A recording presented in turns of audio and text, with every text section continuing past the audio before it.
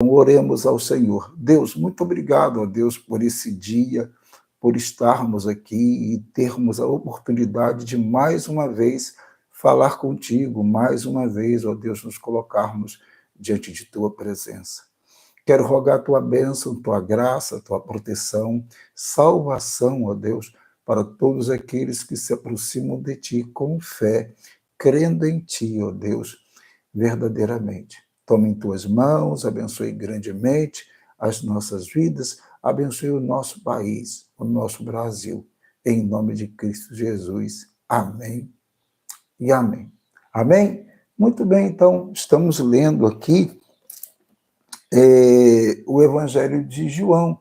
Além de orarmos, também nós fazemos a leitura do Evangelho de João, esse texto maravilhoso que Deus deu para a gente, tá?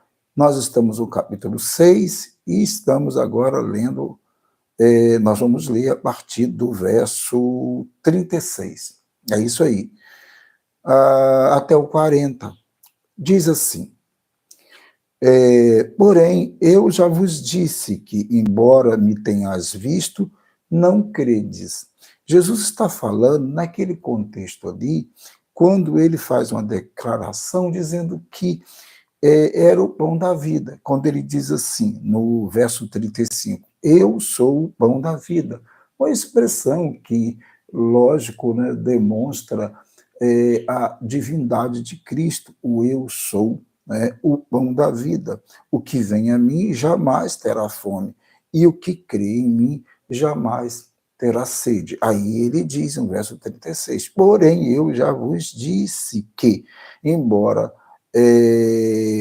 me tenhas visto, porque eles estavam vendo Jesus, contemplando Jesus, o Filho de Deus encarnado, mas eles não criam em Jesus Cristo.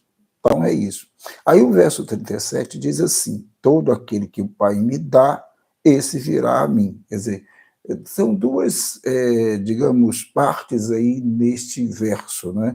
A primeira diz o que eu acabei de ler, todo aquele que o Pai me dá, quer dizer, aquele que o Pai der a Jesus Cristo, conceder a Jesus Cristo, né?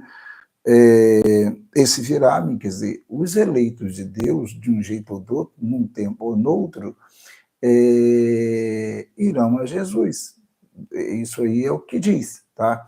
É claro que o texto, quando ele é lido, ele tem que ser lido com contexto, para que a gente entenda o significado. Por exemplo, é bom ler um texto desse daqui com Efésios 1, por exemplo, verso 4, 5, ali, aquele texto, né?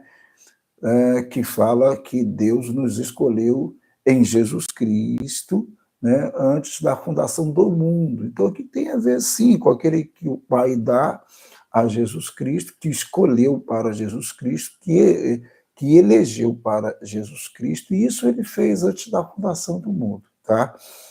É isso. Então, ele diz, por isso aí dá para entender. Quando nós analisamos um texto com o contexto, a gente amplia o nosso entendimento. Com tudo isso, eu dependo, lógico, como qualquer ser humano, aqui, cristão, depende do Espírito Santo para orientá-lo, senão ele não consegue entender nada. Bom, é isso. Bom, e aí diz aqui na segunda parte do versículo, diz, e o que vem a mim, de modo nenhum o lançarei fora. Quer dizer, aqueles, os eleitos, os filhos de Deus verdadeiramente, os escolhidos de Deus, que vêm a Jesus, ou no caso aqui, que vão a Jesus, né?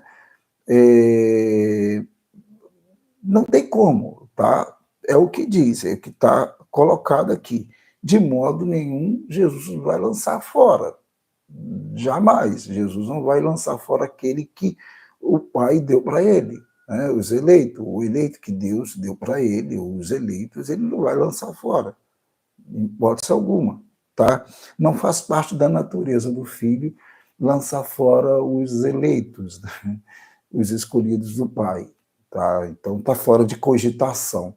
O verso 38 diz, porque eu desci do céu não para fazer a minha vontade, ou a minha própria vontade, e sim a vontade daquele que me enviou. Quer dizer, ele desceu do céu, claro, né, um filho, né, de Deus encarnado, desceu do céu, não para fazer a vontade dele, mas para fazer a vontade do Pai. Aqui há uma íntima, porque há uma relação aqui, em termos de essência, de trindade, né, lógico, e eles concordam em tudo. Porque, claro, né, é aí que está, também faz parte da natureza da trindade, né, da essência da trindade, essa harmonia, né? Então, é lógico.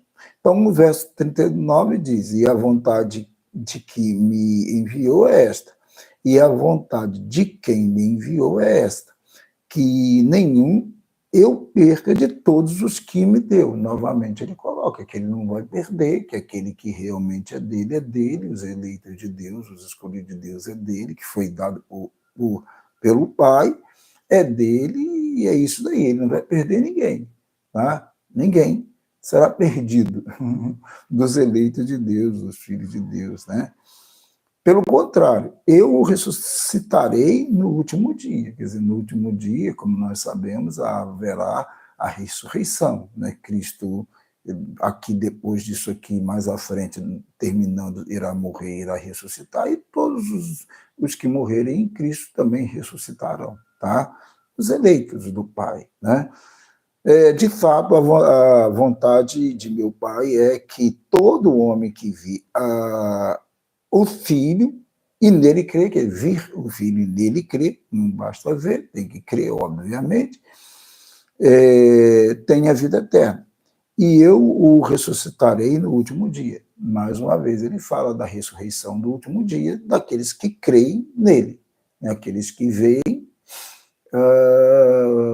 e pela fé, lógico, e, claro, creem nele verdadeiramente, são aqueles que creem, são discípulos de Cristo, são os cristãos, né, que creem de fato nele. Então, daqui está dizendo que eles serão ressuscitados no último dia. Então, Jesus declara isso, assegura isso, afirma isso. Tá? Então, todo aquele que crê em Jesus tem vida, vida eterna, ressuscitará para receber plenamente, totalmente, efetivamente e para sempre, óbvio, vida eterna, né?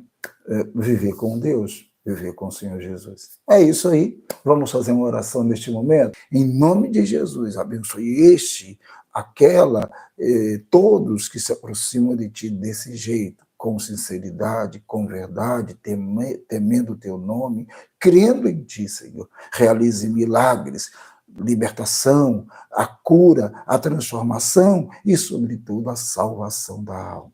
Em nome de Jesus, abençoe poderosamente, grandemente, cada um agora. Eu te peço, em nome de Jesus, abençoe o nosso país, abençoe o nosso Brasil. Em nome de Cristo Jesus, nós oramos a ti, Pai. Amém e amém. Amém? Amém? Deus abençoe em nome de Jesus, que Deus abençoe sua vida em nome de Cristo Jesus. Se não é inscrito no canal, inscreva-se no canal, ajude-nos a avançar nesse projeto que temos, em nome de Cristo. Forte abraço, Deus abençoe.